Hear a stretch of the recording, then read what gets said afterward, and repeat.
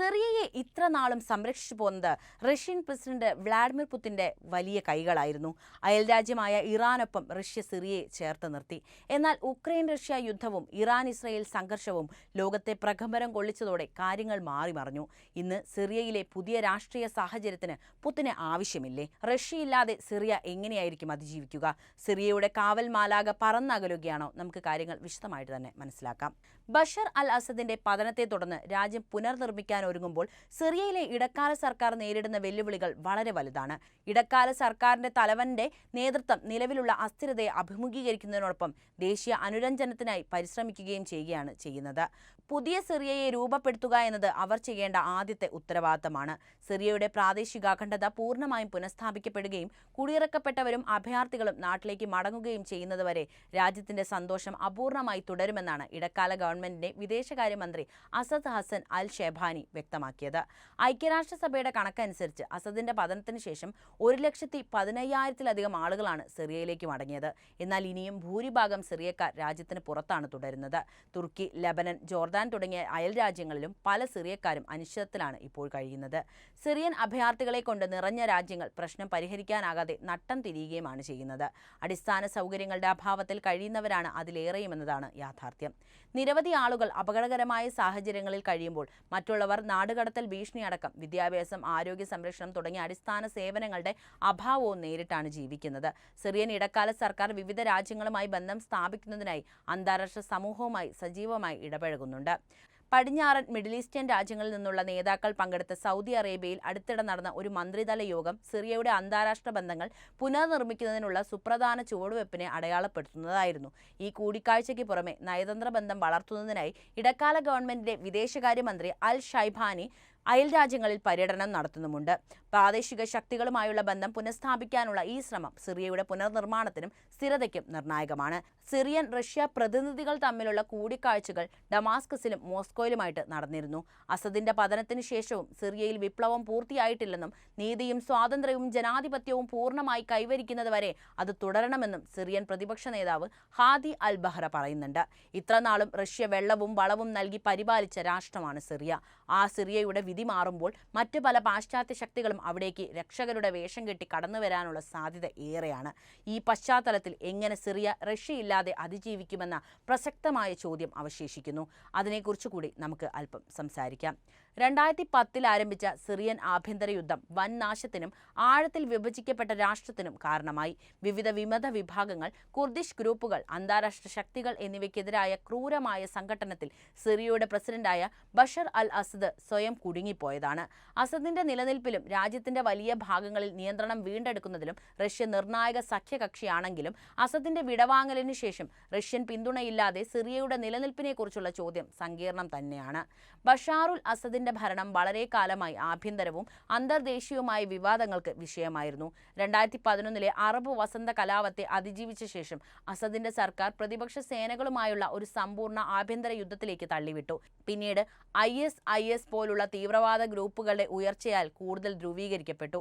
എന്നിരുന്നാലും സംഘർഷത്തിന്റെ നാശങ്ങൾക്കിടയിലും റഷ്യയുടെ സൈനിക നയതന്ത്ര പിന്തുണയുടെ ഗണ്യമായ സഹായത്താൽ അധികാരം നിലനിർത്താൻ അസദിന് കഴിഞ്ഞു എന്ന് വേണം മനസ്സിലാക്കാൻ. 2015 Russian president Vladimir Putin Syrian ആഭ്യന്തര യുദ്ധത്തിൽ സൈനിക ഇടപെടലിന് ഉത്തരവിട്ടതോടെയാണ് സിറിയയിൽ റഷ്യയുടെ ഇടപെടൽ കൂടുതൽ വ്യക്തമാകുന്നത്. റഷ്യൻ ഗവൺമെന്റ് അസദിന് വ്യോമ പിന്തുണ, ആയുധങ്ങൾ, അതിന്റെ പരിശീലനം, രഹസ്യാന്വേഷണം എന്നിവ നൽകിപ്പോന്നു. ഇവയെല്ലാം സിറിയൻ സർക്കാരിന് അനുകൂലമായി ഭരണം സന്തുലിതമാക്കാൻ സഹായിച്ച ഘടകങ്ങളാണ്. അപ്പോഴും ഡമാസ്കസിന്റെ പ്രാന്ത പ്രദേശങ്ങളിൽ ഉൾപ്പെടെയുള്ള പ്രധാന പ്രദേശങ്ങൾ തിരിച്ചുപിടിക്കുന്നതിൽ റഷ്യൻ സൈന്യത്തിന്റെ ഇടപെടൽ നിർണായകമായിരുന്നു. അതുവഴി അസദ് സ്ഥാനമുറപ്പിക്കുകയും ചെയ്തു.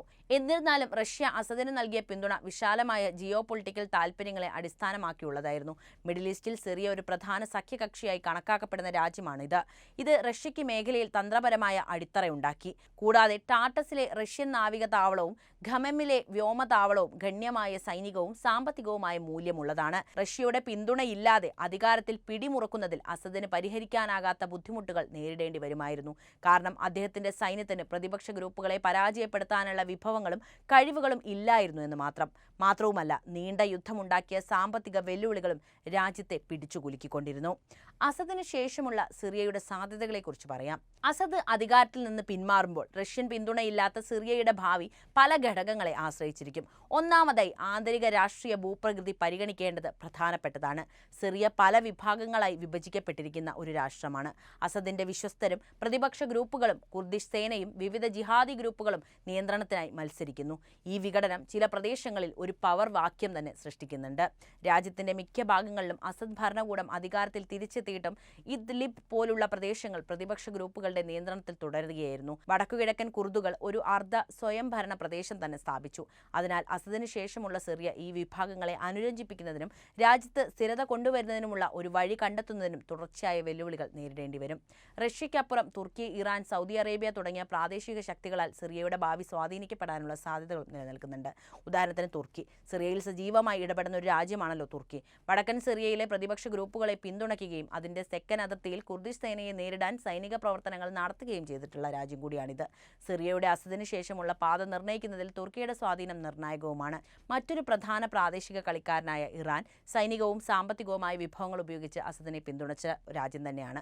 ലബനനിലെ ഹിസ്ബുള്ളയെ പിന്തുണയ്ക്കുന്നത് ഉൾപ്പെടെ ടെഹ്റാൻ മുതൽ ബെയ്റൂട്ട് വരെ നീണ്ടു നിൽക്കുന്ന സ്വാധീനത്തിന്റെ ഇടനാഴി നിലനിർത്താനുള്ള തന്ത്രപരമായ ആഗ്രഹമാണ് സിറിയയിലേക്കുള്ള ഇറാന്റെ താൽപര്യം പ്രധാനമായും രൂപപ്പെടുത്തുന്നത്. അസദിന്റെയും റഷ്യൻ പിന്തുണയുടെയും അഭാവത്തിൽ സിറിയയുടെ ഭാവിയിൽ ഇറാൻ കൂടുതൽ പ്രധാന പങ്ക് വഹിക്കും. എന്നിരുന്നാലും റഷ്യൻ സഹായമില്ലാതെ ദീർഘകാല പ്രതിബദ്ധത നിലനിർത്താനുള്ള വിഭവങ്ങൾ ഇറാന് ഇല്ല എന്നതാണ് എടുത്തു പറയേണ്ട ഒരു കാര്യം. സൗദി അറേബ്യയും മറ്റ് ഗൾഫ് രാജ്യങ്ങളും യുദ്ധത്തിലുടനീളം പ്രതിപക്ഷ സേനയെ പിന്തുണച്ചിരുന്നുവെങ്കിലും നയങ്ങൾ മാറ്റുന്നതിന് ലക്ഷണങ്ങൾ അവർ കാണിച്ചിട്ടുണ്ട്. അസദിന് ശേഷമുള്ള സിറിയയിൽ ഈ പ്രാദേശിക നേതാക്കൾ തങ്ങളുടെ നിലപാടുകൾ പുനർവിചിന്തനം ചെയ്യേണ്ടതുണ്ട്. പ്രത്യേകിച്ചും രാജ്യത്തിന്റെ ദിശയെ കൂടുതൽ വിഭാഗീയ സംഘട്ടനത്തിലേക്ക് തള്ളിവിടാതെ സ്വാധീനിക്കാൻ അവർ ആഗ്രഹിക്കുന്നുണ്ടെങ്കിൽ മാത്രം. അമേരിക്കയും അതിന്റെ പാശ്ചാത്യ സഖ്യകക്ഷികളും യുദ്ധക്കുറ്റങ്ങളും മനുഷ്യാവകാശ ലംഘനങ്ങളും ആരംഭിച്ച് അസദിന്റെ ഭരണകൂടത്തെ വളരെ കാലമായി വിമർശിക്കുന്നുണ്ട്. പ്രതിപക്ഷ സേനാംഗങ്ങൾക്കും കുർദിഷ് ഗ്രൂപ്പുകൾക്കും പ്രത്യേകിച്ച് IS-നെതിരായ പോരാട്ടത്തിൽ US പിന്തുണ നൽകിയിട്ടുണ്ട്. അസദിന് ശേഷമുള്ള സിറിയയിൽ പുനർനിർമ്മാണ സഹായം, മാനുഷിക സഹായം, മിതവാദി വിഭാഗങ്ങൾക്കുള്ള രാഷ്ട്രീയ പിന്തുണ എന്നിവയിൽ US-ന്റെയും മറ്റ് പാശ്ചാത്യ ശക്തികളുടെയും പങ്ക് നിർണായകമാണ്. എന്നിരുന്നാലും സിറിയയിൽ പാശ്ചാത്യരുടെ ഇടപെടൽ വെല്ലുവിളികൾ നിറഞ്ഞത് തന്നെയാണ്. പല പാശ്ചാത്യ രാജ്യങ്ങളും സംഘർഷത്തിന് ഒരു രാഷ്ട്രീയ പരിഹാരമില്ലാതെ ഒരു സമ്പൂർണ്ണ പുനർനിർമ്മാണ ശ്രമത്തിൽ ഏർപ്പെടാൻ മടിക്കുന്നു. മറ്റൊരു നീണ്ട സൈനിക ഇടപെടലിന് താൽപ്പര്യവും പ്രകടിപ്പിക്കുന്നില്ല. US-ഉം റഷ്യയും തമ്മിലുള്ള ജിയോ പൊളിറ്റിക്കൽ മത്സരം സിറിയയെ പുനർനിർമ്മിക്കാനുള്ള ഏതൊരു ശ്രമത്തെയും സങ്കീർണമാക്കുന്നു. അസദ് അവശേഷിപ്പിച്ച ശൂന്യത ആരാണ് നികത്തുക എന്ന ചോദ്യവും വ്യക്തമല്ല. പ്രാദേശിക ശക്തികളും പ്രാദേശിക വിഭാഗങ്ങളും തമ്മിലുള്ള മത്സരം വർദ്ധിപ്പിക്കാനുള്ള സാധ്യതയും അവിടെ നിലനിൽക്കുന്നു. സിറിയ പ്രാദേശികമായി നിലനിൽക്കുന്നുവെങ്കിലും അസദിന്റെയും റഷ്യൻ പിന്തുണക്കാരുടെയും അഭാവം ദീർഘകാല അസ്ഥിരതയിലേക്ക് നയിച്ചേക്കാം. അതിനിടയിൽ ഒരു സംഭവം കൂടി നടന്നിട്ടുണ്ട് എന്ന് വേണം പറയാൻ. സിറിയയുടെ മുൻ പ്രസിഡന്റായിരുന്ന ബഷാറുൽ അസദിനെ കൈമാറണമെന്ന് ഇടക്കാല സർക്കാർ റഷ്യയോട് ആവശ്യപ്പെട്ടിട്ടുണ്ട്. റഷ്യൻ ബാങ്കുകളിൽ അസദ് സൂക്ഷിച്ചിരുന്ന 17,326 കോടി രൂപയും കൈമാറണമെന്ന് സിറിയൻ തലസ്ഥാനമായ ദമാസ്കസിൽ ഇരു രാജ്യങ്ങളും തമ്മിൽ നടത്തിയ ചർച്ചയിൽ ആവശ്യമുയർന്നതായി റിപ്പോർട്ടുകൾ ചൂണ്ടിക്കാണിക്കുന്നു. റഷ്യയ്ക്ക് വേണ്ടി ഡെപ്യൂട്ടി വിദേശകാര്യമന്ത്രി മിഖായേൽ ബോഗ്ദാനോവും സിറിയയ്ക്ക് വേണ്ടി ഹയാത്ത് താഹിർ അൽ ഷാം നേതാവ് അബു മുഹമ്മദ് അൽ ജുലാനി എന്ന മുഹമ്മദ് അൽ ഷയറുമാണ് ചർച്ചയിൽ പങ്കെടുത്തത്. ഡിസംബർ 8-ന് അസദ് അധികാരത്തിൽ നിന്ന് പുറത്തായ ശേഷമുള്ള ആദ്യ സുപ്രധാന റഷ്യൻ സിറിയൻ ചർച്ചയാണ് നടന്നു കഴിഞ്ഞത്. സിറിയയിൽ റഷ്യൻ സൈനിക താവളം തുടരുന്നതിനെക്കുറിച്ച് ഇരുവരും തമ്മിൽ ചർച്ചകൾ നടന്നതായി റഷ്യൻ വാർത്താ ഏജൻസിയായ ടാസ് റിപ്പോർട്ട് ചെയ്യുന്നുണ്ട്.